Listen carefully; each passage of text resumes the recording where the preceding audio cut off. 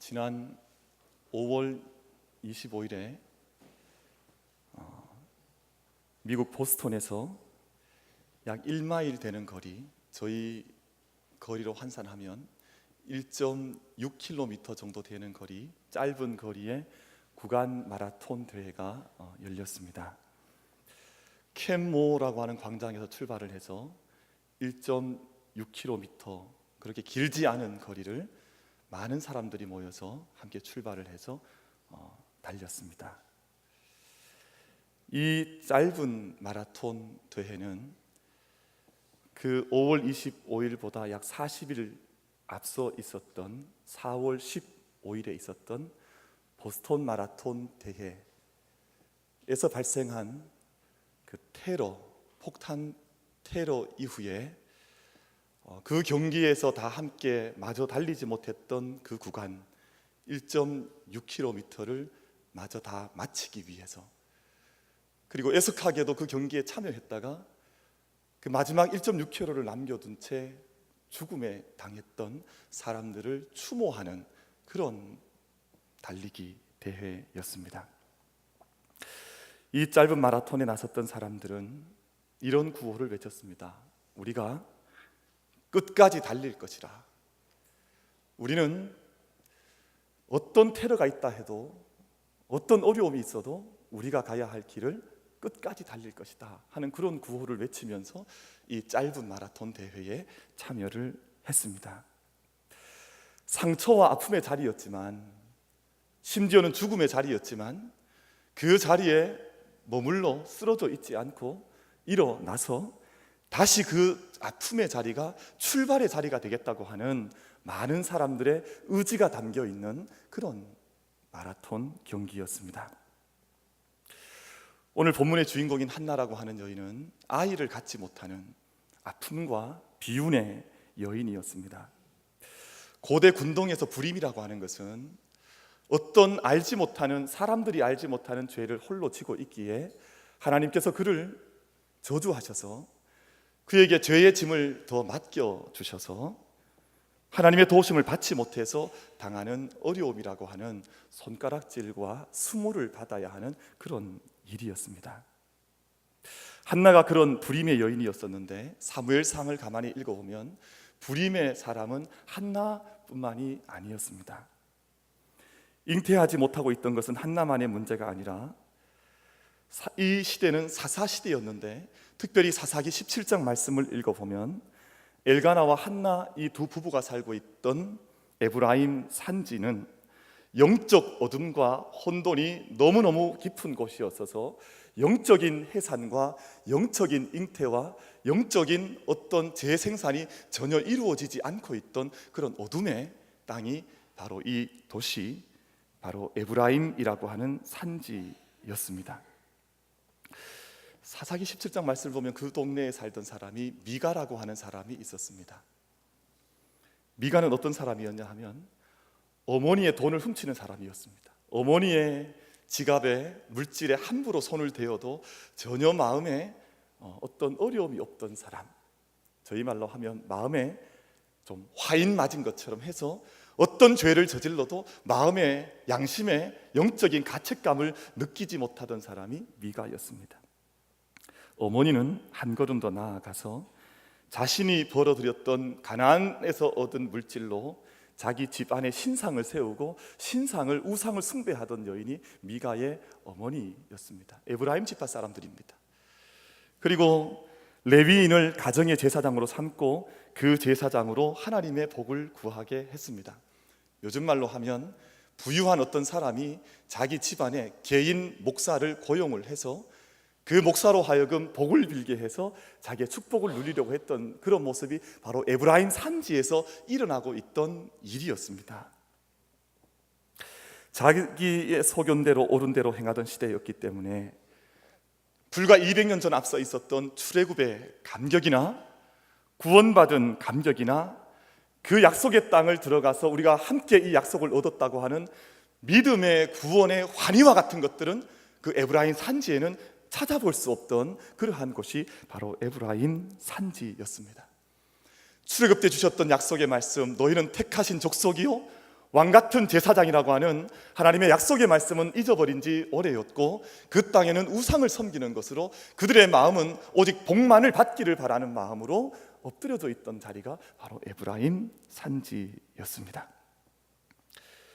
그런데 하나님께서 그곳에 그루터기와 같은 자들을 남겨두셨습니다. 저는 저희 교회에 그루터기가 있다는 것이 얼마나 감사한지 모르겠어요.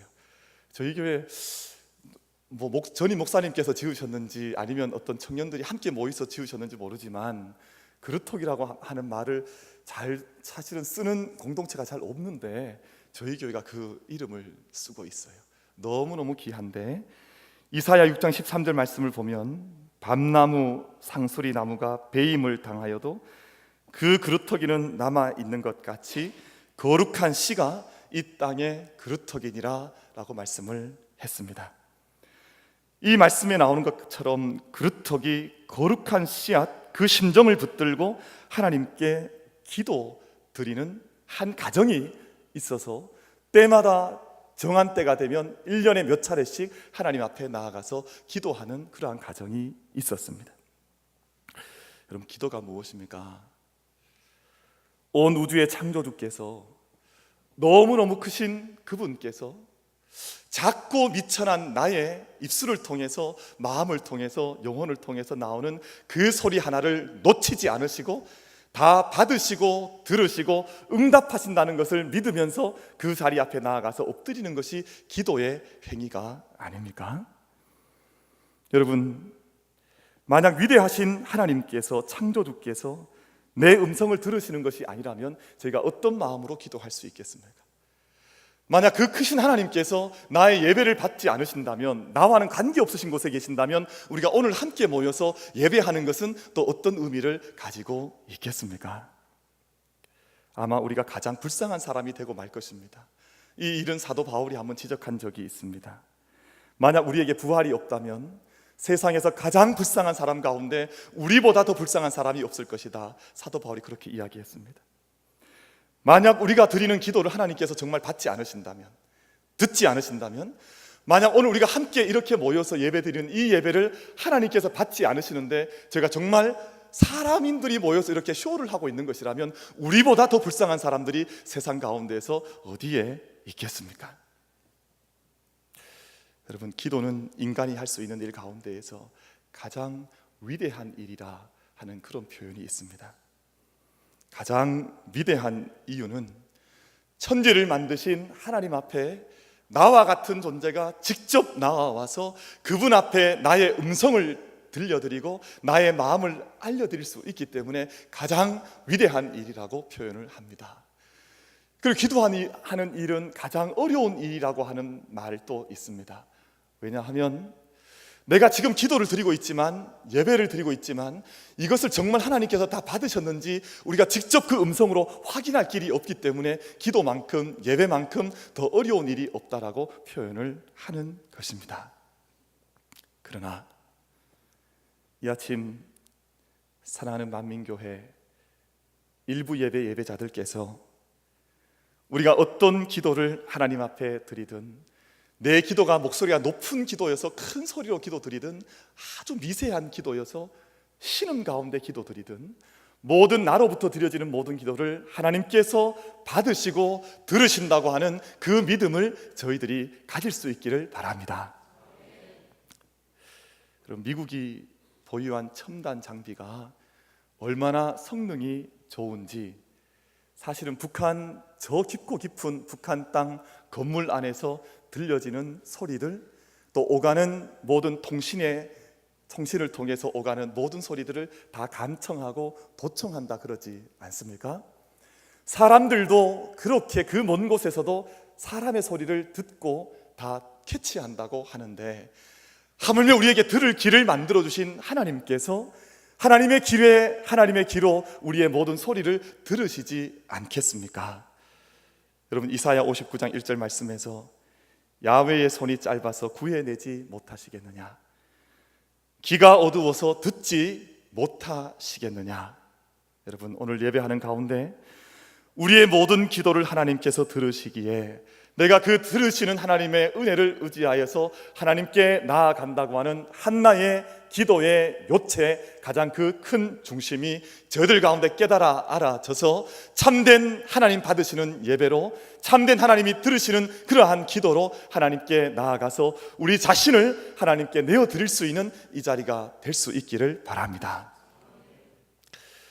먼저 오늘 본문 말씀에서 한나는 자신의 문제를 가지고 하나님께 나아갔을 때 심정을 통하는 기도를 하나님께 드렸다고 했습니다. 입술만의 기도가 아니었습니다. 머리만의 기도가 아니었습니다. 그의 입술로만 드리는 예배가 아니었습니다. 머리로만 드리는 예배가 아니었습니다. 저의 심정을 다 통해서 하나님께 드리는 그런 기도와 예배로 하나님께 나아갔습니다.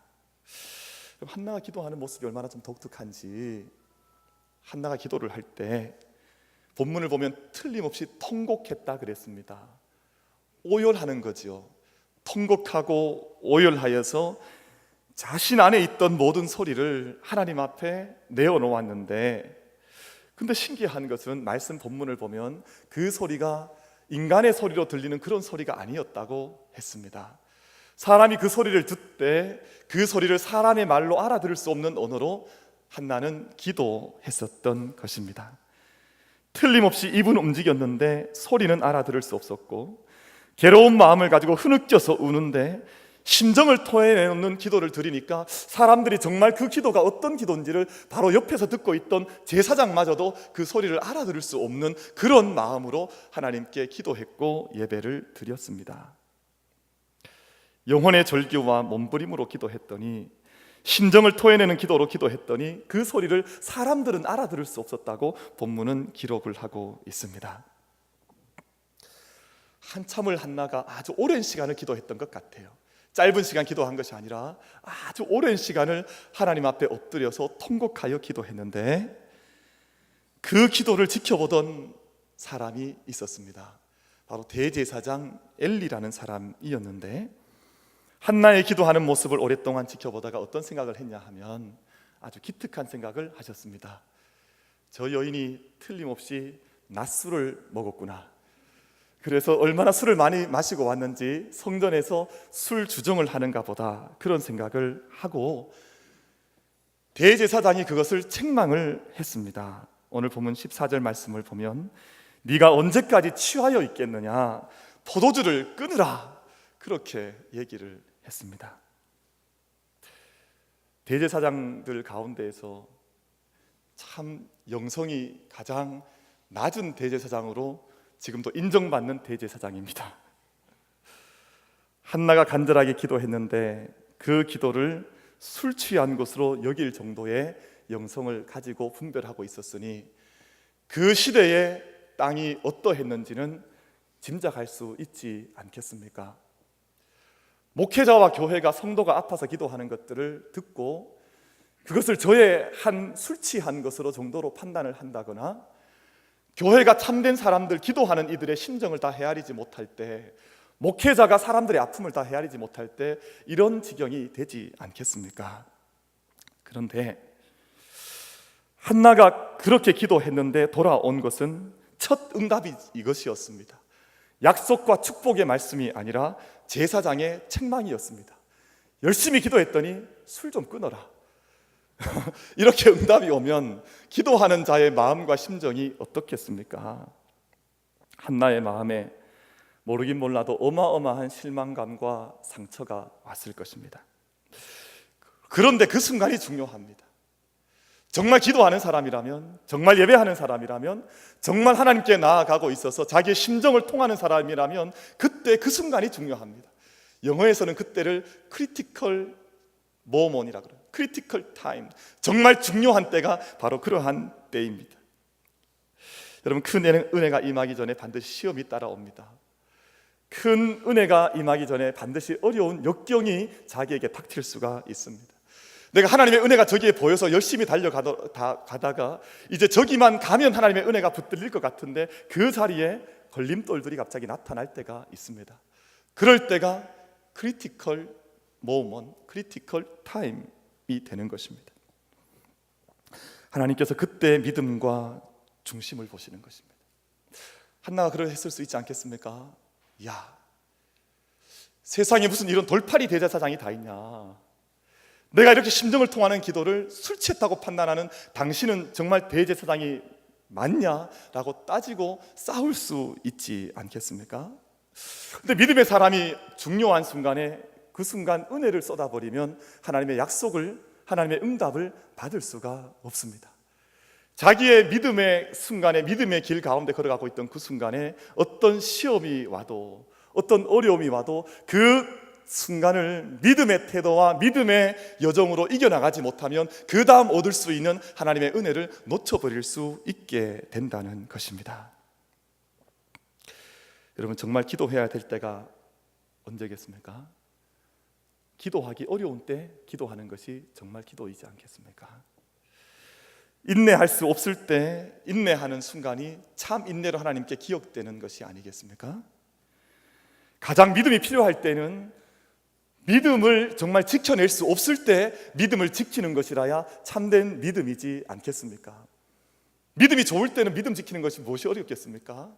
다 함께 은혜 받는 자리에 가서 믿음 자랑하는 것은 무엇이 어려웠겠습니까? 그러나 정말 지키기 어려울 때 믿음 지키는 것이 참된 믿음이지 않겠습니까? 나아만이라고 하는 사람이 수리아 아람의 군대 장관 참모 총장이었습니다. 나병을 고치기 위해서 엘리사를 찾아왔는데 엘리사가 만나주지를 않았다고 그랬습니다.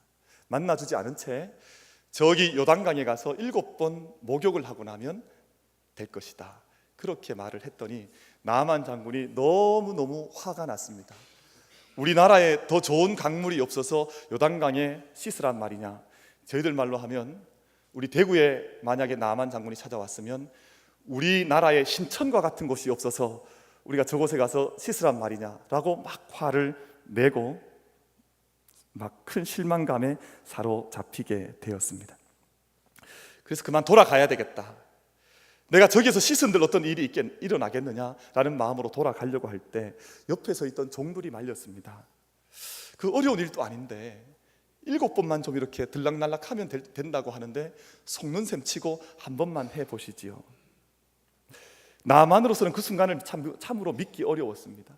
그렇게 한다는 것이 어떤 의미가 있는지, 그렇게 한다고 해서 정말 내 몸이 나을 수 있는지, 그때 정말 믿음의 행위를 하기가 어려웠던 그 순간 옆에 서 있던 사람들 때문에, 옆에 좋은 사람 두는 것이 좋아요.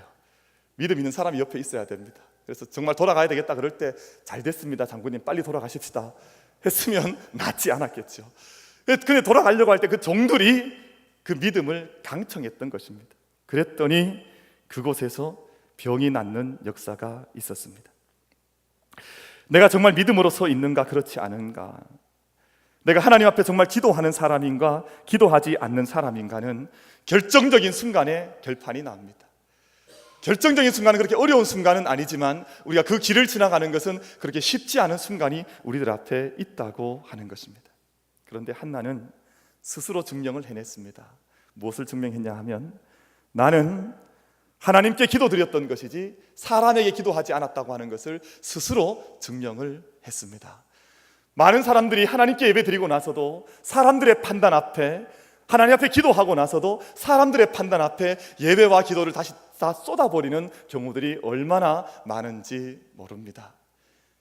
이 시간 설교하는 저나 말씀을 듣고 하나님의 말씀으로 경청하는 여러분들이나 함께 예배하는 우리 모두가 이 시간 사람 앞에서가 아니라 하나님 앞에서 기도하고 하나님 앞에서 예배드리고 하나님 앞에 이 시간을 드릴 수 있는 참된 영으로 심정을 통하는 자리로 하나님께 나아가는 이 자리가 될 수 있기를 바랍니다. 두 번째 한나의 기도를 살펴보면 한나는 응답의 확신이 있었습니다. 대제사장이 그만 술을 끊어라, 그만 포도주를 마시라 라고 말을 했을 때 제사장 앞에서 조금도 흥분하지 않은 채 차분하게 자기의 이야기를 대제사장 앞에서 꺼내 놓았습니다. 저는 원래 마음에 슬픔이 있는 여인이었습니다. 그래서 하나님 앞에 저의 원통함을 지금 내어놓고 있는 것이지 제가 낮에 술을 마신 그런 사람이 아닙니다. 여러분, 이렇게 차근차근히 설명을 했더니 아무리 영성이 떨어진 엘리 제사장이었지만 그 순간 그 앞에 서 있는 여인이 믿음의 여인이라고 하는 것을 알아차리게 되었습니다. 그리고 17절에서 축복의 약속을 합니다. 엘리가 대답하여 가로되 평안히 가라. 이스라엘의 하나님이 너의 기도하여 구한 것을 허락하여 주시기를 원하노라. 여러분, 한나의 기도에 영적으로 무감각해졌던 대제사장 엘리가 영적인 감수성을 회복하게 되었습니다. 그래서 기도하는 사람 옆에 있어야 합니다. 여러분, 사귀는 것도 기도하는 분들과 사귈 수 있기를 바랍니다. 늘 사귀시는데 기도하지 않는 분 옆에서 늘 가까이 계시면서 기도하지 않는 이야기, 기도하지 않은 채 마음으로부터 육체로부터 들은 이야기들을 늘 듣고 교제하다 보면 똑같은 사람이 됩니다. 기도를 아무리 많이 했던 사람도 별 수가 없습니다. 내 옆에 지금 내가 사귀고 있는 사람, 내가 내 마음으로 사랑해서 사모하는 사람이 누구인지 이 시간 한번 물어보시기를 바랍니다. 내가 너무너무 아끼는 사람이 기도하지 않는 사람이시면 회개하셔야 됩니다. 우리 옆에 계신 분에게 기도하는 사람을 사귀읍시다. 빨리빨리 인사하세요. 기도하는 분을 사귀읍시다. 기도하는 분을 사귀읍시다. 여러분, 그렇게 무감각해졌던 영적인 감수성이 무뎌졌던 엘리가 영적인 감각을 회복해서 기도의 사람을 알아보고 그 자리에 축복을 했단 말입니다. 얼마나 큰 은혜입니까? 더 놀라운 것은 한나의 기도의 자세가 더 놀랍습니다. 조금 전까지 자기를 향해서 술 취한 여인이라고 막 조롱했던, 그렇게 윽박질렀던 대제사장의 말을 엘리의 말로 받지를 않았습니다. 사람의 말로 받지 않고 하나님의 약속의 말씀으로 받고 그 말씀 앞에 아멘 했습니다. 얼마나 순전한 믿음인지, 조금 전까지 자기의 마음에 상처를 줬던 그 사람의 말이었지만 그 안에 영적 감수성이 회복된 것을 보고 그가 하는 말을 사람의 말로 받지 않고 하나님의 말로 받는 은혜를 바로 한나가 경험을 했습니다. 평안히 가라. 이스라엘의 하나님이 너의 기도하여 구한 것을 허락하시기를 원하노라. 이 강복의 말씀을 하나님의 약속의 말씀으로 믿고 그 성전을 떠나갔습니다. 그리고 집으로 돌아와서는 음식을 먹고, 그리고 얼굴 빛이 달라졌습니다. 성경 말씀을 보면 얼굴의 근심의 빛이 다 사라졌다고 했습니다. 여러분, 이것이 기도 응답의 표 아니겠습니까? 기도 응답을 받은 자들이 집에 돌아와서 밥도 먹지 못한 채, 기도는 열심히 하고 왔는데 집에 가서도 역시 밥맛이 없어요. 열심히 기도를 하고 돌아왔는데 집에 갔는데도 집에 가서 거울을 봤더니 기도하기 전의 얼굴과 똑같은 얼굴이라면 기도한 자의 얼굴이라고 할 수 있겠습니까? 기도한 후에는 모든 것을 하나님께 맡긴 자의 확신과 기쁨이 있으셔야 합니다. 저는 목회자로서 중보 기도를 하거나 특별한 안수 기도를 해야 될 때가 간혹 있습니다. 제일 힘이 빠질 때가 언제냐 하면, 열심히 안수 기도를 해드렸는데 기도 후에 기도 받은 자의 얼굴이 기도 받기 전에 얼굴과 똑같이 제 방을 나설 때는 너무너무 허탈한 마음이 좀 들 때가 있습니다. 저렇게 얼굴 가지실 것 같으면 차라리 기도 받으러 오지 말든지, 왜 기도를 받으러 와서 이렇게 사람을 어렵게 만드냐 하는 마음이 확 들 때가 있습니다. 저희 만민교회 성도님들께서 우리 기도의 훈련을 한번 하십시다. 우리가 기도 드린 것은 내가 세미하게 기도드렸든 큰 소리로 통곡하며 기도드렸든 모든 기도는 하나님께서 이미 다 들으셨다고 하는 그 확신을 가지고 기도할 수 있는 우리들이 되기를 바랍니다. 그 믿음이 있어야 기도하는 자들의 믿음이라고 할 수 있지 않겠습니까? 예배 드리는 자들도 마찬가지입니다. 예배 후에 예배의 문을 나서실 때 여러분의 얼굴과 여러분의 영혼의 깊은 곳으로부터 하나님께서 내 예배를 연락하셨다고 하는, 하나님께서 나의 예배를 직접 받으셨다고 하는 하나님의 그 은혜를 내 마음속으로 깨닫고 고백하면서 내 영혼으로부터 오는 그 예배를 드린 자의 기쁨을 가지고 예배터를 나갈 수 있는 여러분들이 될 수 있기를 바랍니다. 한나가 엘리의 말을 믿음으로 응답했을 때 평안과 기쁨이 찾아왔습니다. 가나 혼인잔치의 사람들이 포도주 때문에 얼마나 많이 기뻐했는지 요한복음 2장이 증언을 하고 있습니다. 물이 포도주로 변하고 물도온 하인들은 기적을 봐서 놀랬습니다. 야, 이런 기적이 다 있나? 물도온 자들은 알더라. 그렇게 말씀했지 않습니까? 또 그것을 마신 사람들은 그 맛 때문에 또 놀랬습니다. 이렇게 놀라운 맛을 가진 포도주가 세상에 또 있는가? 사람들이 다 놀라는 잔치자리로 그 자리가 변하고 말았습니다. 기쁨이 잔치집을 덮었습니다. 근데 그 놀라운 기적은 물론 예수님께서 일으키신 기적이긴 하지만 말씀을 가만히 들여다보면 어머니 마리아의 무모한 믿음 때문이었습니다. 예수님께서 마리아에게 그렇게 말씀을 하거든요. 이 일이 나와 무슨 상관이 있습니까? 제 때가 아직 이르지 않았습니다. 아직 내 때가 이르지 않았습니다라고 하는 말을 마리아가 예수님으로부터 들었음에도 불구하고 그 다음 절 말씀을 보면 마리아가 바로 내어놓는 말은 하인들에게 대답하는 것이었습니다. 무슨 말을 명하든지 너희는 다 순종하여라. 예수님은 아직 때가 되지 않았다고 이미 말씀을 하셨음에도 불구하고 마리아는 예수님께서 무언가를 해주실 것을 믿고 이 일을 저질러 버린 겁니다. 예수님은 아직 때가 아니 되었다고 말씀하셨음에도 불구하고 하인들한테는 무슨 말씀을 하시든지 말씀하신 대로 다 순종하여라, 그렇게 명령하였던 것입니다. 여러분, 믿음의 때가 아직 되지 않은 것 같아도 주님께서 우리의 강청과 믿음을 보고 믿음의 때를 앞당기실 수도 있고, 우리의 믿음의 자세가 아직도 준비되어 있지 않으면 이미 다 와 있는 축복과 은혜라 할지라도 하나님께서 멀리 미루셔서 그때가 무한정 미뤄지게 하실 때도 있습니다. 40일이면 건너갈 수 있는 광야의 길을 이스라엘 백성들이 40년을 걸어갔지 않습니까? 믿음의 자세가 문제였습니다. 하나님 앞에 저들이 가지고 있는 믿음의 태도가 문제였습니다. 정말 하나님께서 이것을 들으시는가, 하나님께서 이를 행하시고 계신가에 대한 믿음의 눈이 문제였습니다. 오늘 이 시간 예배하는 저희들이 믿음의 눈이 열려지고 믿음의 마음이 열려지고 믿음의 영혼이 열려져서 하나님께서라면, 하나님이시라면 하실 것입니다라고 하는 그러한 믿음으로 하나님께 나아가 예배하여 그분의 은혜를 얻을 수 있는 저희들이 될 수 있기를 축복합니다. 그럼 세 번째 살피고 싶은 한나의 기도의 제목은 응답 후의 모습입니다. 응답을 받은 뒤가 더 중요합니다. 여러분, 목사가 되는 것은 목사가 되는 그 안수 받는 그 순간이 중요한 것이 아니라 안수 후에 어떤 모양의 삶을 그가 살아가고 있는 것인가 하는 것이 더 중요하지 않습니까?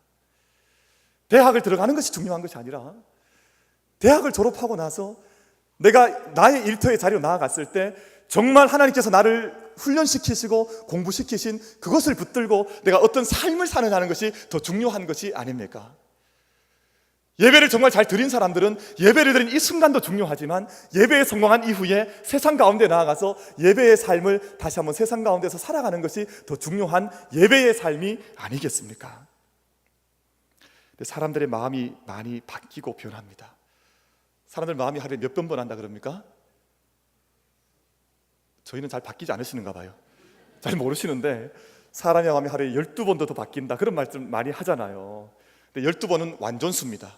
수없이 바뀐다는 말이에요. 이게 끊임없이 바뀐다는 그런 뜻이 아마 12번 바뀐다는 뜻이 아닐까 하는 생각을 해봅니다. 손에 넣었을 때, 소원한 아들을 얻었을 때는 그 전 소원할 때는 하나님께 아들을 평생 드리겠다고 말씀을 했는데 많은 사람들이 얻고 나면 소원을 가능하면 물으려고 하는 그런 속성을 가지고 있습니다.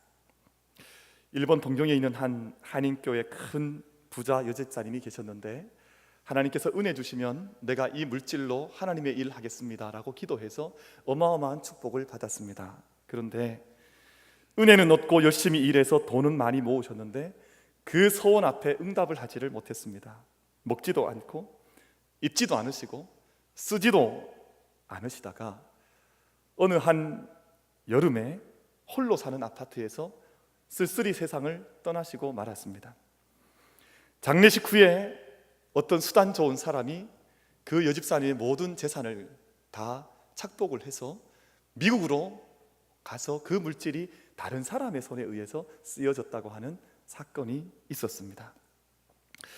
여러분, 저희가 정말 우리가 얻은 것들에 대한, 우리가 은총 받은 것들에 대한, 하나님께서 내게 이루어 주신 것들에 대한 소원들과 다짐들을 우리가 어떤 모습으로 하나님 앞에서 대갚아가고 있는지 저희들은 돌아보셔야 합니다.